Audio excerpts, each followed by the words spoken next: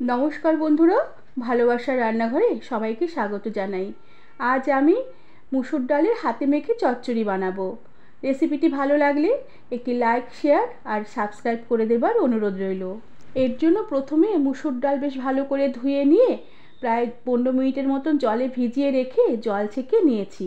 আর তার সাথে আমি আলু ভাজার মতন ছোট ছোট করে আলু কেটে নিয়েছি, সাথে খানিকটা পেঁয়াজ কুচি নিয়েছি, আর তার সাথে খানিকটা টমেটো কুচি নিয়েছি, আর সাথে ঝালের জন্য কয়েকটা চেরা কাঁচা লঙ্কা নিয়েছি, আর তার সাথে 2-3টে গোটা রসুনের দানা দিয়ে দিলাম, সাথে পরিমাণ মতো নুন দিয়ে দিলাম, সাথে সামান্য একটু হলুদ গুঁড়ো দিয়ে দিলাম, আর ভালো একটু কালারের জন্য সামান্য একটু কাশ্মীরি লঙ্কার গুঁড়ো দিয়ে দিলাম, আর তার সাথে ভালো একটু গন্ধ হওয়ার জন্য সামান্য একটু ধনের গুঁড়ো দিলাম, আর সাথে কাঁচা সর্ষের তেল একটু দিয়ে দিলাম।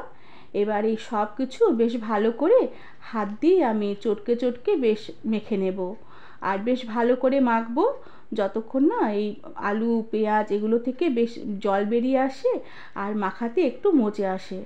এরপর গ্যাসে কড়া বসিয়ে কড়াতে সর্ষের তেল দিয়ে দিলাম। এই ডাল চচ্চড়ি রান্নাটা সর্ষের তেল দিয়ে করলে বেশ ভালো লাগবে।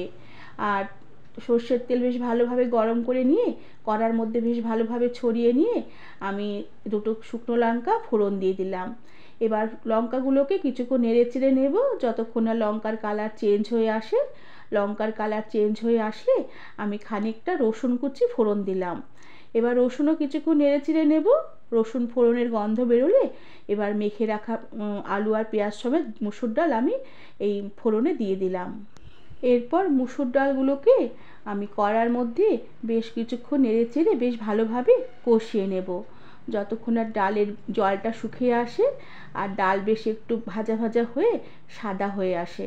আর এভাবে প্রায় মিনিট 2-3 মতন আমি ডাল বেশ নেড়ে চেড়ে কষিয়ে নিয়েছি।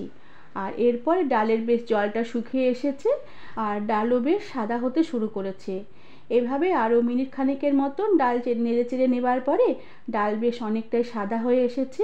আর এভাবে সাদা করে ডাল কষিয়ে নিলে ডাল বেশ তাড়াতাড়ি সেদ্ধ হয়ে যাবে। এরপর ডাল সেদ্ধ হওয়ার মতন পরিমাণ মতন জল দিয়ে দিলাম। জলের পরিমাণটা এমনভাবে দিতে হবে যাতে ডাল সেদ্ধ হবে অথচ ডাল গোটা গোটা থেকে বেশ মাখা মাখা হয়ে সেদ্ধ হবে। এরপর গ্যাসের আঁচ কমিয়ে ঢাকা দিয়ে রেখে প্রায় 5-6 মিনিটের মতন আমি ডাল রান্না হতে দিলাম।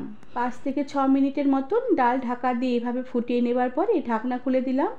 ডাল বেশ খুব সুন্দরভাবে সেদ্ধ হয়ে গেছে অথচ গোটা গোটাও আছে, আর ডাল বেশ অনেকটা মাখা মাখাও হয়ে এসেছে। আমি আর ডালটাকে আর শুকাবো না, আর ডাল ঠান্ডা হলে আরও একটু ঘন হয়ে আসবে।